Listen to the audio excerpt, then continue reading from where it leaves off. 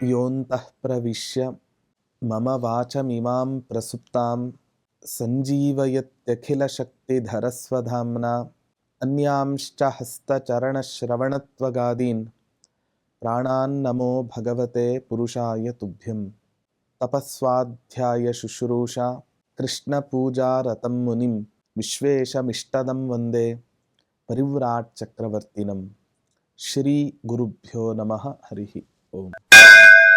ರಾಯರ ಸಹಸ್ರನಾಮ ಚಿಂತನೆಯಲ್ಲಿ ಅನೇಕ ನಾಮಗಳಲ್ಲಿ ರಾಯರ ಮಹತ್ವಪೂರ್ಣವಾದ ವ್ಯಕ್ತಿತ್ವದ ಚಿತ್ರಣವನ್ನು ನಮಗೆ ಕೃಷ್ಣಾವಧೂತರು ಮಾಡಿ ತೋರಿಸಿದ್ದಾರೆ. ಇವತ್ತಿನ ದಿನ ರಾಯರ ಇನ್ನೊಂದು ಗುಣದ ಚಿಂತನೆಯನ್ನು ನಾವು ಮಾಡೋದು ಅಂತಾದರೆ ಓಂ ತಪ್ತ ಮುದ್ರಾಂಕಾಯ ನಮಃ ಅಂತ ಹೇಳ್ತಾ ಇದ್ದಾರೆ. ಅರ್ಥಾತ್ ರಾಘವೇಂದ್ರ ತೀರ್ಥರು ತಪ್ತ ಮುದ್ರೆಯನ್ನು ಧಾರಣೆ ಮಾಡತಕ್ಕಂಥವರು ಅಂತ ಹೇಳ್ತಾ ಇದ್ದಾರೆ. ಪ್ರಾಯ ಪ್ರತಿಯೊಬ್ಬ ವಿಷ್ಣು ಭಕ್ತನೂ ಕೂಡ ವಿಷ್ಣುವಿನ ಚಿಹ್ನೆಗಳಾದ ಶಂಖ ಮತ್ತು ಚಕ್ರಗಳನ್ನು ಧರಿಸ್ತಕ್ಕಂಥ ಪದ್ಧತಿಯನ್ನು ನಾವು ನೋಡುತ್ತೇವೆ.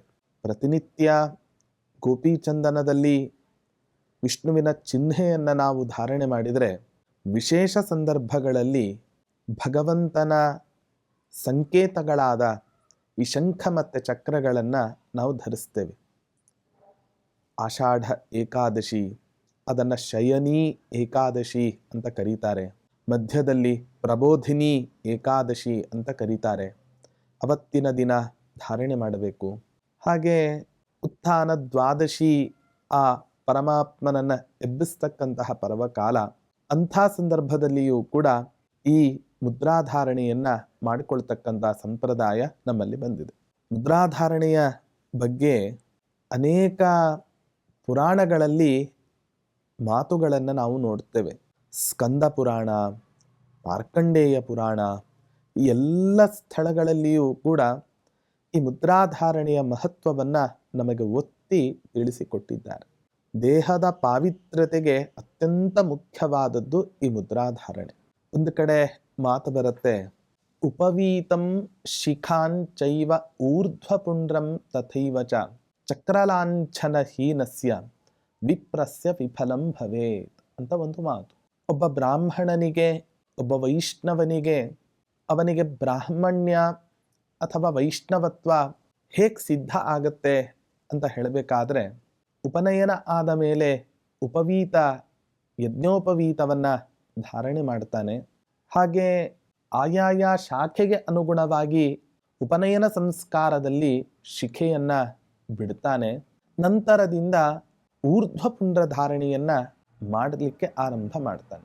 ಹಾಗಾದರೆ ಒಬ್ಬ ಬ್ರಾಹ್ಮಣ ತನ್ನ ಬ್ರಾಹ್ಮಣ್ಯ ಸಿದ್ಧಿಗಾಗಿ ಅಥವಾ ತನ್ನಲ್ಲಿ ಬ್ರಹ್ಮವರ್ಚಸ್ಸನ್ನು ಹೆಚ್ಚಿಸಿಕೊಳ್ಳೋದಕ್ಕೋಸ್ಕರ ಈ ಊರ್ಧ್ವಪುಂಡ್ರ ಧಾರಣೆ, ಯಜ್ಞೋಪವೀತ ಧಾರಣೆ, ಶಿಖಾಧಾರಣೆ ಇವೆಲ್ಲವೂ ಕೂಡ ಅತ್ಯವಶ್ಯವಾದದ್ದು ಅನ್ನೋದನ್ನು ನಾವು ನೋಡ್ತೇವೆ. ಆದರೆ ಇದು ಚಕ್ರಲಾಂಛನಹೀನಸ್ಯ ವಿಪ್ರಸ್ಯ ವಿಫಲಂ ಭವೇತ್. ಪರಮಾತ್ಮನ ಚಿಹ್ನೆಗಳಾದ ಶಂಖ ಅಥವಾ ಚಕ್ರ, ಶಂಖ ಚಕ್ರಗಳ ಚಿಹ್ನೆ ಯಾರ ದೇಹದಲ್ಲಿ ಇರೋದಿಲ್ಲವೋ ಅಂತಹ ವ್ಯಕ್ತಿ ಮಾಡಿದ ಈ ಎಲ್ಲ ಕರ್ಮಗಳೂ ಕೂಡ ವ್ಯರ್ಥ ಆಗಿ ಹೋಗುತ್ತೆ ಅಂತ ಹೇಳ್ತಾರೆ. ಪ್ರಾಯ ನಮ್ಮ ಸಂಪ್ರದಾಯದಲ್ಲಿ ನಾವು ನೋಡ್ತೇವೆ, ಆಷಾಢ ಏಕಾದಶಿ ತಿಥಿಯಂದು ಅವರವರ ಗುರುಗಳು ಅಂತ ಯಾರು ಇದ್ದಾರೋ ಅವರ ಸನ್ನಿಧಾನಕ್ಕೆ ತೆರಳಿ ಸುದರ್ಶನ ಹೋಮದಲ್ಲಿ ಆ ಮುದ್ರೆಗಳನ್ನು ಕಾಯಿಸಿ ಪವಿತ್ರವಾದ ಆ ಮುದ್ರೆಗಳನ್ನು ನಮ್ಮ ದೇಹಕ್ಕೆ ಒತ್ತಿಕೊಂಡಾಗ ನಮ್ಮಲ್ಲೊಂದು ಧನ್ಯತಾಭಾವವನ್ನು ಇವತ್ತಿನ ದಿನ ನಾವೆಲ್ಲರೂ ಕೂಡ, ಪ್ರತಿಯೊಬ್ಬರೂ ಕೂಡ ನಾವು ಕಾಣ್ತೇವೆ. ಹೇಳುತ್ತೆ, ಪುರಾಣ ಹೇಳುತ್ತೆ, ಶಯನ್ಯಾಂ ಚೈವ ಬೋಧಿನ್ಯಾಂ ಚಕ್ರತೀರ್ಥೇ ತಥೈವ ಚ ಶಂಖಚಕ್ರ ವಿಧಾನೇನ ವನ್ಹಿಪೂತೋ ಭವೇನ್ನರಃ. ಪವಿತ್ರವಾದ ಆ ಮುದ್ರೆಗಳನ್ನು ಸುದರ್ಶನ ಹೋಮದಲ್ಲಿ ಕಾಯಿಸಿ ನಮ್ಮ ದೇಹಕ್ಕೆ ಒತ್ತಿಕೊಂಡಾಗ ಆಗ ನಮ್ಮ ದೇಹ ಅತ್ಯಂತ ಪವಿತ್ರ ಆಗತ್ತೆ ಅನ್ನೋದನ್ನು ನಮಗೆ ನಿರೂಪಣೆಯನ್ನು ಮಾಡುತ್ತಾರೆ. ಯಾವ ಯಾವ ಮುದ್ರೆಗಳನ್ನು ನಾವು ಧರಿಸಬೇಕು, ಎಲ್ಲೆಲ್ಲಿ ನಾವು ಆ ಮುದ್ರೆಗಳನ್ನು ಧರಿಸಬೇಕು ಅಂತ ಹೇಳಿದಾಗ ಶಂಖ ಚಕ್ರಾಂಕನಂ ಕುರ್ಯಾತ್ ಬ್ರಾಹ್ಮಣೋ ಬಾಹು ಮೂಲಯೋಹೋ. ಅನೇಕರ ಸಂಪ್ರದಾಯವನ್ನು ಇವತ್ತಿನ ದಿನ ನಾವು ನೋಡುತ್ತೇವೆ. ಕೆಲವರು 2 ಮುದ್ರೆಗಳನ್ನು ಮಾತ್ರ ಧಾರಣೆ ಮಾಡ್ತಾರೆ, ಇನ್ನು ಕೆಲವರು 5 ಮುದ್ರೆಗಳನ್ನು ಧಾರಣೆ ಮಾಡ್ತಾರೆ. ಅಂತೂ ಮುದ್ರಾಧಾರಣೆಯನ್ನಂತೂ ಪ್ರತಿಯೊಬ್ಬರೂ ಕೂಡ, ಪ್ರತಿಯೊಬ್ಬ ವಿಷ್ಣು ಭಕ್ತನೂ ಕೂಡ ಮಾಡೋದನ್ನು ಇವತ್ತಿನ ದಿನ ನಾವು ನೋಡುತ್ತೇವೆ. 2 ಕೂಡ ಧರಿಸಿ, 5 ಕೂಡ ಧರಿಸಿ. ನಿಮ್ಮ ನಿಮ್ಮ ಗುರುಮಠಕ್ಕೆ ಸಂಪ್ರದಾಯಕ್ಕೆ ತಕ್ಕಂತೆ ಗುರುಗಳು ಯಾವ ರೀತಿ ನಿಮಗೆ ಮುದ್ರಾಧಾರಣೆಯನ್ನು ಮಾಡಿಸ್ತಾರೋ ಆ ಕ್ರಮದಲ್ಲಿ ನಾವು ಮುದ್ರಾಧಾರಣೆಯನ್ನು ಮಾಡಬೇಕು ಅಂತ ಹೇಳ್ತಾರೆ.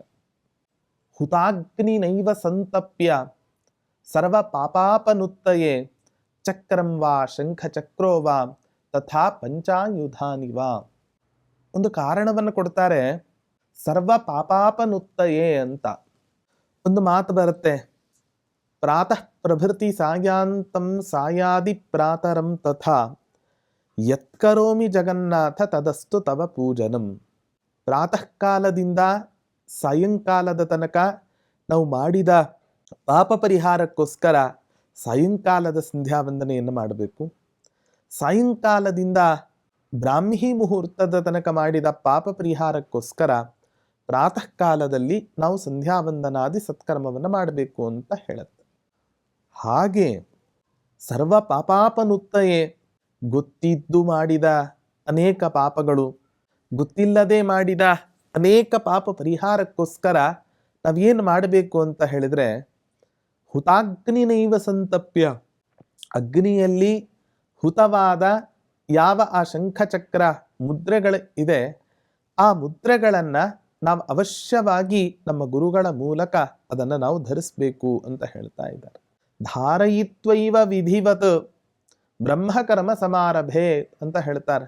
ವಿಧಿವತ್, ವಿಧಿಪೂರ್ವಕವಾಗಿ ನಾವೇನು ಮಾಡಬೇಕು ಅಂತ ಹೇಳಿದರೆ ಆ ಮುದ್ರಾಧಾರಣೆಯನ್ನು ಮಾಡಿಸಿಕೊಂಡು ನಾವು ಕರ್ಮಗಳನ್ನು ಆಚರಣೆ ಮಾಡ್ಕೋಬೇಕು ಅಂತ ಹೇಳ್ತಾರೆ. ಹಾಗಾಗಿ ಮುದ್ರಾಧಾರಣೆಯನ್ನು ಮಾಡಿಸಿಕೊಳ್ಳದೆ ಯಾವ ಒಬ್ಬ ಭಕ್ತನೂ ಕೂಡ ಭಗವಂತನ ಸತ್ಕರ್ಮಗಳಲ್ಲಿ ಅಧಿಕಾರವನ್ನು ಅಷ್ಟು ಸುಲಭದಲ್ಲಿ ಪಡೆಯಲಿಕ್ಕೆ ಸಾಧ್ಯವಾಗೋದಿಲ್ಲ. ಕೆಲವರ ಸಂಪ್ರದಾಯದಲ್ಲಿ ಜೀವನದಲ್ಲಿ ಒಂದು ಬಾರಿ ಆ ಹೋಮದಲ್ಲಿ ಆ ಸಂತಪ್ತವಾದ ಯಾವ ಶಂಖಚಕ್ರಗಳಿದೆ ಅದನ್ನು ಒಂದು ಬಾರಿ ನಮ್ಮ ದೇಹಕ್ಕೆ ನಾವು ಧರಿಸಿಕೊಂಡರೆ ಸಾಕು ಅನ್ನುವಂತಹ ಒಂದು ಸಂಪ್ರದಾಯವೂ ಕೂಡ ಇವತ್ತಿನ ದಿನ ನಾವು ಕಾಣುತ್ತೇವೆ.